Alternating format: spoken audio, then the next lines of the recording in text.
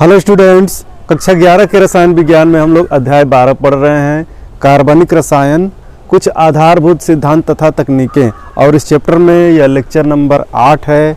आज की वीडियो में हम लोग पढ़ेंगे IUPAC नामकरण भाग 3। इसके पहले वाले लेक्चर्स में लेक्चर नंबर 6 और लेक्चर नंबर 7 में इस चैप्टर के हम लोगों ने IUPAC नामकरण करना सीखा है। अगर आप उन वीडियोस को नहीं देखे हैं तो उन वीडियोस को ज़रूर देखें, क्योंकि उन वीडियोस को देखने के बाद ही आप अच्छी तरह से IUPAC नामकरण कर पाएंगे। तो आज हम लोग सीखने वाले हैं क्रियात्मक समूह युक्त यौगिकों का नामकरण। ऐसे यौगिक जिनमें क्रियात्मक समूह उपस्थित होते हैं, और ऐसे यौगिकों के नामकरण के लिए हम यौगिक के नाम के बाद अनुलग्न या सफिक्स जोड़ते हैं, और सफिक्स के लिए कुछ निश्चित शब्द होते हैं। हर फंक्शनल ग्रुप के लिए कुछ निश्चित वर्ड्स होते हैं। तो चलो सबसे पहले हम नियम को लिखते हैं, इसके बाद आगे बढ़ते हैं। क्रियात्मक समूह युक्त यौगिकों का नामकरण। किसी क्रियात्मक समूह की उपस्थिति दर्शाने के लिए संगत पित्र हाइड्रोकार्बन के नाम में एक निश्चित अनुलग्न जोड़ते हैं। तो वे कार्बनिक यौगिक जिनमें क्रियात्मक समूह उपस्थित हैं, उनमें क्रियात्मक समूह की उपस्थिति को दर्शाने के लिए पित्र हाइड्रोकार्बन के नाम में उनके नाम के आगे सफिक्स के रूप में, अनुलग्न के रूप में एक निश्चित शब्द जोड़ा जाता है। और वो निश्चित शब्द क्या है, इस तालिका में देखेंगे हम लोग। देखो, यौगिक का वर्ग, किस वर्ग का कार्बनिक यौगिक है और क्रियात्मक समूह उसका कैसा है, उसके लिए यह तालिका। और पूर्वलग्न के रूप में उस क्रियात्मक समूह को क्या नाम दिया जाएगा, और अनुलग्न के रूप में उसको कैसे लिखा जाएगा। ठीक है, देखो यौगिक के वर्ग में देखते हैं। सबसे पहले आते हैं एल्केन, और आप पहले से जान रहे हैं कि एल्केनों के लिए कोई भी क्रियात्मक समूह नहीं होता है। तो एल्केन का कोई क्रियात्मक समूह नहीं होता है। पूर्वलग्न के रूप में इसे कुछ नहीं लिखते हैं, लेकिन अनुलग्न के रूप में ANE शब्द लगाते हैं। जैसे शब्द मूल में हम जोड़ते हैं ANE। शब्द मूल क्या है, 1 कार्बन के लिए मेथ, 2 कार्बन के लिए एथ, 3 कार्बन के लिए प्रोप। ठीक है, ये हम पहले बता चुके हैं। तो 3 कार्बन वाले हाइड्रोकार्बन में अगर ANE जोड़ेंगे तो प्रोप के साथ ANE जोड़ दिए, प्रोपेन। ठीक है, चलो एल्कीन पर आते हैं। अगर कार्बनिक यौगिक एल्कीन है तो उसके लिए क्रियात्मक समूह होता है C डबल बॉन्ड, अर्थात कार्बन कार्बन डबल बॉन्ड हुआ तो वह एल्कीन होता है। और एल्कीन के लिए पूर्वलग्न के रूप में हम कुछ नहीं लिखते हैं, लेकिन सफिक्स या अनुलग्न के रूप में ENE, ईन लिखते हैं। ठीक है, देखो अगर कार्बनिक यौगिक एल्काइन है तो कार्बन ट्रिपल बॉन्ड कार्बन होता है, और ऐसे कार्बनिक यौगिकों को पूर्वलग्न के रूप में हम नहीं लिखते हैं, बल्कि अनुलग्न के रूप में लिखते हैं आयन, YNE। ठीक है, अगर कार्बनिक यौगिक हैलो यौगिक है तो यह इसकी पहचान होगी, उसमें X समूह उपस्थित होगा, और X का मतलब हैलोजन परमाणु, क्लोरीन, क्लोरीन, ब्रोमीन या आयोडीन। ठीक है, और पूर्वलग्न के रूप में ही हम इनको लिखते हैं हैलो। ठीक है, हैलो। और अनुलग्न के रूप में इल हैलाइड, YL हैलाइड। ठीक है, देखो यौगिक का वर्ग यदि अल्कोहल है तो वहाँ क्रियात्मक समूह OH होता है, और OH को पूर्वलग्न के रूप में हाइड्रॉक्सी लिखते हैं, और अनुलग्न के रूप में आल, OL आल लगाते हैं। ठीक है, यदि कार्बनिक यौगिक एल्डिहाइड है तो इसमें CHO समूह उपस्थित होता है, और ऐसे कार्बनिक यौगिक के लिए पूर्वलग्न के रूप में फार्मिल लगाते हैं, और अनुलग्न के रूप में अल शब्द लगाते हैं, AL। ठीक है, अगर कार्बनिक यौगिक कीटोन है तो उसमें CO समूह उपस्थित होता है, और इसके लिए पूर्वलग्न के रूप में हम लिखते हैं ऑक्सो, और अनुलग्न के रूप में लिखते हैं ओन। ठीक है, चलो यहाँ देखो, यदि कार्बनिक यौगिक साइनाइड है तो इसमें CN समूह उपस्थित होता है, और इसको पूर्वलग्न के रूप में साइनो लगाते हैं, अनुलग्न के रूप में नाइट्राइल शब्द का प्रयोग करते हैं। अब देखो, यदि कार्बनिक यौगिक ईथर है तो ROR समूह उपस्थित होगा, और पूर्वलग्न के रूप में ही इसको हम केवल लिखते हैं एल्कॉक्सी। यदि कार्बनिक यौगिक कार्बोक्सिलिक एसिड, कार्बोक्सिलिक अम्ल है तो उसमें COOH समूह उपस्थित होगा, और पूर्वलग्न के रूप में हम इसे कार्बोक्सी लिखते हैं, और अनुलग्न के रूप में ओइक अम्ल, ओइक एसिड लिखते हैं। यदि कार्बनिक यौगिक एस्टर है तो उसमें RCOO R डैश समूह उपस्थित होगा। यहाँ R समान भी हो सकते हैं, अलग अलग एल्किल समूह भी हो सकते हैं। ऐसे कार्बनिक यौगिकों के लिए पूर्व लग्न के रूप में हम लिखते हैं एल्कॉक्सी कार्बोनिल, और अनुलग्न के रूप में देखो यहाँ दो शब्द हैं इल, YL, R डैश के लिए YL लिखते हैं। इस R डैश के लिए हम लगाते हैं YL, और RCOO के लिए लगाते हैं O8। ठीक है। यदि कार्बनिक यौगिक एसिड हैलाइड है तो उसमें फंक्शनल ग्रुप COX उपस्थित होता है, और X के स्थान पे हम जानते हैं कि फ्लोरीन, क्लोरीन, ब्रोमीन या आयोडीन में से कोई भी हो सकता है। ऐसे कार्बनिक यौगिकों के लिए पूर्व लग्न के रूप में हम लिखते हैं टैलो कार्बोनिल, और अनुलग्न के रूप में लिखते हैं ओइल हैलाइड। ठीक है। अगर कार्बनिक यौगिक एमीन है तो इसमें क्रियात्मक समूह देखो क्या क्या हो सकते हैं। NH2 हो सकता है, या फिर NH हो सकता है, या केवल N हो सकता है, और इनके लिए पूर्व लग्न के रूप में हम लिखते हैं एमिनो, और अनुलग्न के रूप में एमीन। यहाँ देखो अगर कार्बनिक यौगिक एमाइड है तो इसमें CONH2 फंक्शनल ग्रुप प्रेजेंट होगा। यहाँ CONH2 को ध्यान दें आप, फंक्शनल ग्रुप के रूप में CONHR भी हो सकता है, या CONR2 भी हो सकता है, तभी वह एमाइड समूह का ही कार्बनिक यौगिक होगा। और इसके लिए पूर्व लग्न के रूप में हम लिखते हैं कार्बाइल, और अनुलग्न के रूप में इसको हम लिखते हैं एमाइड। यदि कार्बनिक यौगिक नाइट्रो यौगिक है तो इसमें क्रियात्मक समूह NO2 उपस्थित होता है, और इसको हम पूर्व लग्न के रूप में नाइट्रो शब्द के द्वारा लिखते हैं, अनुलग्न के रूप में इसको हम नहीं लिखते हैं। तो कुछ क्रियात्मक समूह ऐसे हैं जिनमें केवल हम पूर्व लग्न लिखते हैं, और कुछ क्रियात्मक समूहों को अनुलग्न के रूप में लिखते हैं। अधिकतर क्रियात्मक समूहों को अनुलग्न के रूप में ही लिखते हैं। कई बार एक से अधिक क्रियात्मक समूह भी कार्बनिक यौगिक में उपस्थित हो सकते हैं। ऐसे में हम क्या करते हैं कि एक मुख्य क्रियात्मक समूह मान लेते हैं, चुनते हैं। उनके लिए वरीयता क्रम भी होता है, उसको हम आगे पढ़ेंगे। तो मुख्य क्रियात्मक समूहों के अलावा अन्य जितने भी क्रियात्मक समूह होते हैं उनको हम पूर्व लग्न के रूप में या प्रीफिक्स के रूप में लिखते हैं। तो ये सारी चीज़ें आगे आने वाली हैं, आप जल्दी से इसका स्क्रीनशॉट ले लो। हम कुछ एग्जांपल्स करेंगे और देखेंगे कि कार्बनिक यौगिकों का नामकरण कैसे करते हैं। तो चलो बच्चों, सबसे पहले हम नामकरण करना सीखते हैं एक क्रियात्मक समूह युक्त यौगिकों के लिए, और इसमें हम पहले ले रहे हैं एल्कोहल वर्ग के यौगिकों को। देखो पहला एग्जांपल हमारे लिए है CH3OH, और सिंपल रूप से इसको हम जानते हैं सामान्य नाम मेथिल अल्कोहल है। इसी तरह यह CH3CH2OH यह एथिल अल्कोहल है। लेकिन इसके लिए IUPAC नामकरण कैसे हम करेंगे, IUPAC नाम कैसे लिखेंगे? तो यहाँ सबसे पहले देखते हैं कार्बन परमाणुओं की संख्या कितनी है। कार्बन परमाणुओं की संख्या इसमें 1 है, और एक कार्बन के लिए शब्द मूल मेथ होता है। शब्द मूल में हम क्या, सबसे पहले आप यहाँ क्रम देख लो क्या करते हैं। किसी कार्बनिक यौगिक का नामकरण हम किस क्रम में करते हैं, तो पहले उसके लिए लिखते हैं पूर्व लग्न, उसके बाद शब्द मूल प्लस प्राथमिक अनुलग्न प्लस द्वितीयक अनुलग्न।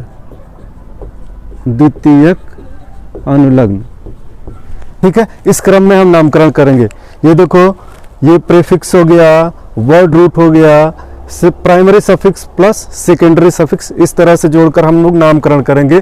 तो देखो कई सारे नाम ऐसे आएंगे जिनमें पूर्व लग्न हो सकता है नहीं उपस्थित हो, जैसे मेथिल अल्कोहल, एथिल अल्कोहल में पूर्व लग्न नहीं होंगे, तो उसके लिए पूर्व लग्न वाला शब्द छोड़ देंगे। हम शब्द मूल से ही शुरू करेंगे, इसके बाद प्राथमिक अनुलग्न, द्वितीयक अनुलग्न लगाएंगे। यहाँ देखो CH3OH एक कार्बन वाला अल्कोहल है, इसमें पूर्व लग्न के रूप में यहाँ कुछ भी नहीं है। हम शब्द मूल से शुरू करेंगे। एक कार्बन के लिए शब्द मूल होता है मेथ, तो मेथ के साथ हम लगाएंगे ANA मेथेन, और उसके साथ OH, तो OH के लिए हम नाम लिखते हैं आल, जैसा कि हम लोगों ने तालिका में देखा है। एल्कोहल समूह के लिए हम आल नाम लिखते हैं, आल। अनुलग्न लगाते हैं OL के रूप में। ठीक है, तो यहाँ लिखेंगे मेथेनॉल, अंग्रेजी में इसको लिखते हैं मेथेनॉल। ठीक है। इसी तरह से यह 2 कार्बन का अल्कोहल है, तो इसके लिए हम लिखेंगे एथेनॉल, एथेनॉल, और अंग्रेजी में इसको लिखेंगे एथेनॉल, ठीक है, एथेनॉल। अब आ जाओ तीसरे एग्जाम्पल पे। यहाँ हमको पूर्वलग्न भी मिलेगा, शब्दमूल भी मिलेगा, प्राथमिक और द्वितीयक अनुलग्न सभी के सभी मिलने वाले हैं। आप देखो यहाँ कैसे पहचानोगे यह एल्कोहल है, तो यहाँ OH समूह उपस्थित है। इसमें सबसे पहले हमको लंबी कार्बन चेन चुननी होगी, कार्बन परमाणुओं का अंकन करना होगा, जैसे हम पहले हाइड्रोकार्बनों के नामकरण में करते आए हैं। तो ये देखो लंबी कार्बन चेन, यहाँ हम सीधी कार्बन चेन चुनेंगे, यही सबसे लंबी कार्बन चेन होगी। इस डायरेक्शन में भी चुन सकते हो, इस डायरेक्शन में भी चुन सकते हो। अब इसे हम नामकरण उस दिशा से करते हैं जिधर से क्रियात्मक समूह नज़दीक होते हैं, तो क्रियात्मक समूह वाले डायरेक्शन से ही नामकरण करना होगा। क्रियात्मक समूह युक्त यौगिकों के नामकरण में देखो, यह कार्बन नंबर 1 2 3 4 अर्थात 4 कार्बन वाला मुख्य हाइड्रोकार्बन का यह कार्बनिक यौगिक है। और इसमें देखो 1 नंबर कार्बन से मेथिल समूह, 3 नंबर कार्बन से 2 मेथिल समूह हैं। तो पूर्वलग्न के रूप में हम यहाँ लगाएंगे 1 3 3 ट्राई मेथिल। ट्राई शब्द इसलिए क्योंकि 3 मेथिल समूह है। इसके बाद शब्दमूल की बारी है, तो शब्दमूल के रूप में यह 4 कार्बन का हाइड्रोकार्बन है, तो हम लिखेंगे ब्यूट, उसके साथ एन जोड़ेंगे ब्यूटेन, और इसके बाद क्रियात्मक समूह को ऑल लिखेंगे OH और 1 नंबर कार्बन से उपस्थिति दर्शाएंगे। तो यहाँ इसका हम नाम लिख रहे हैं, देखो 1 3 3 try methyl, try methyl butane 1 all, ठीक है। अंग्रेजी में इसका नाम लिखते हैं, आप समझने की कोशिश करो। यहाँ देखो अंग्रेजी में भी लिखना बहुत आसान है, कोई दिक्कत नहीं है। 1 3 3 शब्दों को, ये अंक है ना, अंकों के बीच में हम कामा जरूर लगाएंगे। इसके बाद dash try methyl, try methyl butane 1 all.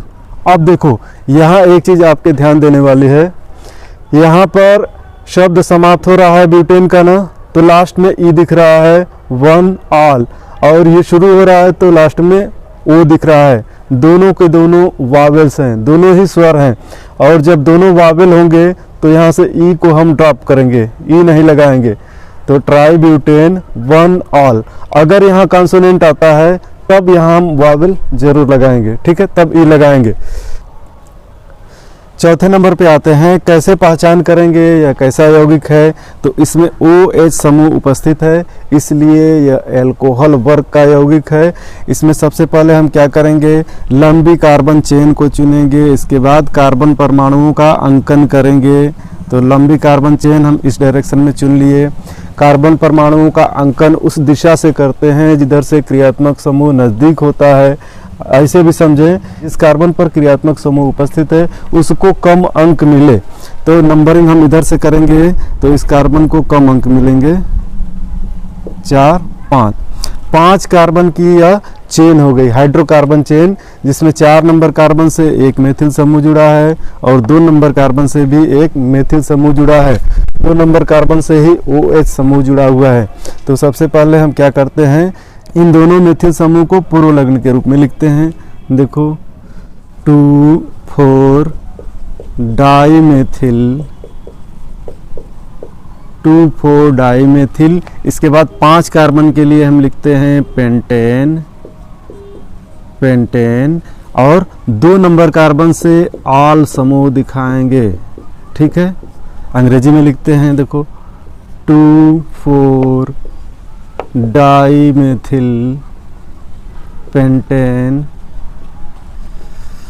2 all. यहाँ से ई को फिर से ड्रॉप किए। अब देखो एल्डिहाइड वर्ग के यौगिकों पे हम लोग आते हैं, और एल्डिहाइड वर्ग के यौगिकों में जो सबसे पहला एग्जाम्पल लिए गए हैं वो सबसे सिंपल हैं। इसको सामान्य नाम के रूप में हम फॉर्मल्डिहाइड के नाम से जानते हैं, और इसको एसिटल्डिहाइड कॉमन नेम से जानते हैं। तो इनके लिए IUPAC नाम लिखेंगे। पहले वाले एल्डिहाइड में एक ही कार्बन है, तो एक कार्बन के लिए शब्द मूल मेथ है, और मेथेन से हम इसके साथ अल जोड़ेंगे तो मेथेन में अल जोड़ने पे हो जाएगा मेथेनल। मेथ शब्द में पहले प्राथमिक अनुलग्न ए एन ए, उसके बाद अल जोड़ेंगे तो इसका नाम हो जाएगा मेथेनल। मेथेनल अंग्रेजी में लिख दे रहा हूँ, मेथेनल NaL। इसी तरह यह 2 कार्बन का एल्डिहाइड है तो इसका नाम एथेनल। एथेनल एथेनल ठीक है। अब हम आते हैं, देखो तीसरे नंबर पे आते हैं। यह भी एक एल्डिहाइड है, क्यों? क्योंकि इसमें CHO समूह उपस्थित है। तो यह सारे के सारे एल्डिहाइड हैं। यहाँ एल्डिहाइड वर्ग के यौगिकों को दिखाए हैं हम, इसमें भी CHO समूह, इसमें भी CHO समूह उपस्थित है। अब देखो यहाँ हमको लंबी कार्बन चेन चुननी है, फिर नंबरिंग करनी है, फिर पूर्वलग्न लगाना है, इसके बाद शब्द मूल, प्राथमिक अनुलग्न, द्वितीयक अनुलग्न। तो लंबी कार्बन चेन यहाँ इस डायरेक्शन में चुन लो, ठीक है। नंबरिंग उधर से करते हैं जिधर से क्रियात्मक समूह पास होता है। दूसरी बात याद रखो, कुछ क्रियात्मक समूहों में कार्बन उपस्थित होता है, जैसे CHO समूह है, COOH समूह है, CONH2 समूह है। तो ऐसे यौगिकों के क्रियात्मक समूह वाले कार्बन से ही नंबरिंग शुरू करते हैं हम, 1 2 3 4। यहाँ CHO समूह का कार्बन छोड़ के नंबरिंग नहीं करेंगे, यहीं से नंबरिंग करेंगे। अब देखो 3 नंबर कार्बन से मेथिल समूह है ना, तो हमने लिखा 3 मेथिल, या प्रीफिक्स हो गया, पूर्वलग्न हो गया। इसके बाद शब्द मूल 4 कार्बन है ना, तो 4 कार्बन के लिए हम लिखते हैं ब्यूट, इसमें N लगाएंगे तो होगा ब्यूटेन, और 1 नंबर कार्बन से हम दिखाएंगे अल, इसका नाम हो गया 3 मेथिल ब्यूटेन 1 अल। इसको अंग्रेजी में भी लिख दे रहा हूं, देखो 3 मेथिल ब्यूटेन 1 अल, ठीक है। यहाँ से भी ई को ड्रॉप किया क्योंकि यहाँ AL है, तो यहाँ A वावेल है, तो यहाँ कॉन्सोनेंट पे छोड़ेंगे, ठीक है। अब यहाँ याद रखो, यहाँ पे ध्यान दो, यह भी एक एल्डिहाइड है। यहाँ सबसे लंबी कार्बन चेन यहाँ गिनो तो 1 2 3 4 5, इधर भी करेंगे तो 5, यहाँ से इस डायरेक्शन में जाएंगे 5, लेकिन अगर इस डायरेक्शन में आते हैं तो 1 2 3 4 5 6, अर्थात लंबी जो कार्बन चेन है हम इस डायरेक्शन में चुनते हैं, ठीक है। इसके बाद नंबरिंग कर ले रहे हैं 1 2 3 4 5 6, 6 कार्बनों की यह हाइड्रोकार्बन चेन होगी, और इस हाइड्रोकार्बन चेन के साथ CHO समूह है, तो एल्डिहाइड है। अब देखो 2 नंबर कार्बन से मेथिल, 4 नंबर कार्बन से 2 मेथिल समूह है, तो हम क्या लिखेंगे 2 4 4 ट्राई मेथिल। 6 कार्बन की हाइड्रोकार्बन चेन है, तो हेक्सेन, और 1 नंबर कार्बन से अल समूह जुड़ा है तो अल, ठीक है।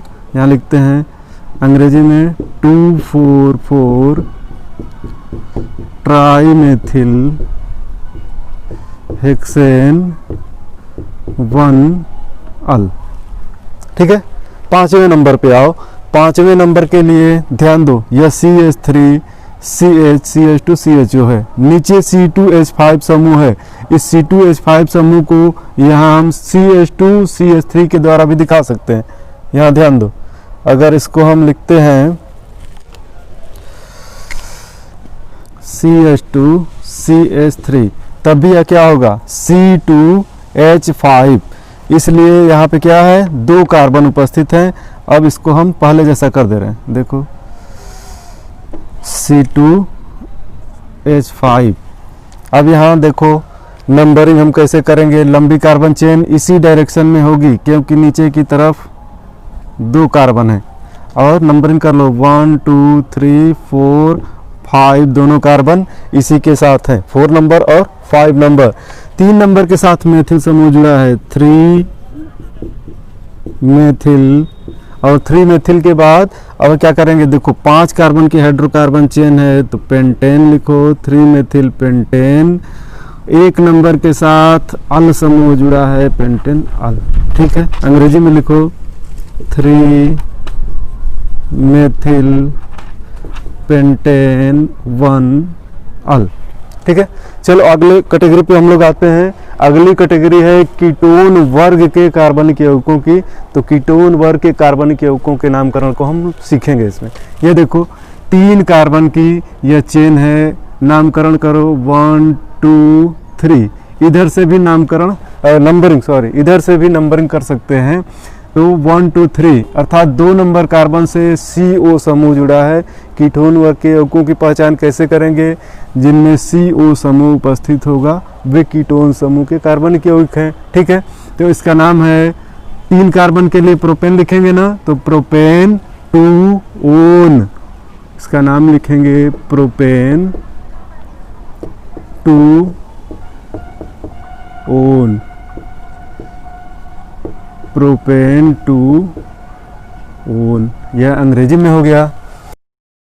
इसके नामकरण पे आ जाओ। अगर इसका नामकरण हम लोग करते हैं तो इसमें पूर्व लग्न भी मिलेगा, शब्दमूल, प्राथमिक अनुलग्न, द्वितीयक अनुलग्न, सारे के सारे मिलने वाले हैं। देखो सबसे पहले हम यहाँ लंबी कार्बन चेन को चुन लेते हैं।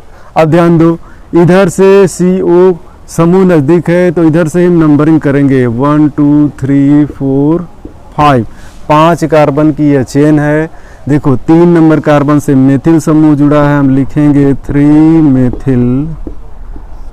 5 कार्बन के लिए लिखेंगे पेंटेन। इसके बाद 2 नंबर से ओन समूह जुड़ा है तो 2 ओन लिखेंगे। ठीक है, अंग्रेजी में लिखते हैं 3 मेथिल पेंटेन 2 ओन। ठीक है, ये बात समझ में आ गई। तीसरे नंबर पे आ जाओ और यहाँ सबसे पहला काम कर लो, लंबी कार्बन चेन को चुन लो। जिस कार्बन के साथ डबल O समूह जुड़ा है उसकी स्थिति देखो। इधर से 1 2 3, इधर से भी गिनो 1 2 3, अर्थात सेम पोजीशन पे यह कार्बन उपस्थित है।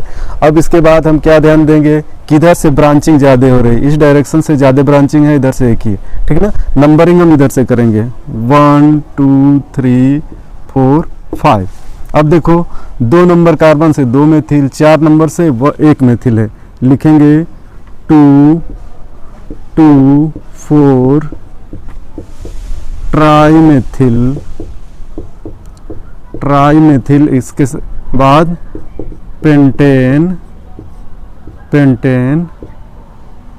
3 ओन। अंग्रेजी में लिख दे रहे हैं 2 2 4 ट्राइमेथिल पेंटेन 3 ओन। ठीक है, तो इस तरह से हम कार्बनिक यौगिकों के लिए नामकरण करते हैं। आगे कुछ कार्बनिक यौगिकों को जिनमें कुछ अलग क्रियात्मक समूह उपस्थित होंगे उनके लिए हम अलग से नामकरण करेंगे, अगली वीडियो में सीखेंगे। ठीक है, तो मिलते हैं नेक्स्ट वीडियो में। Thank you.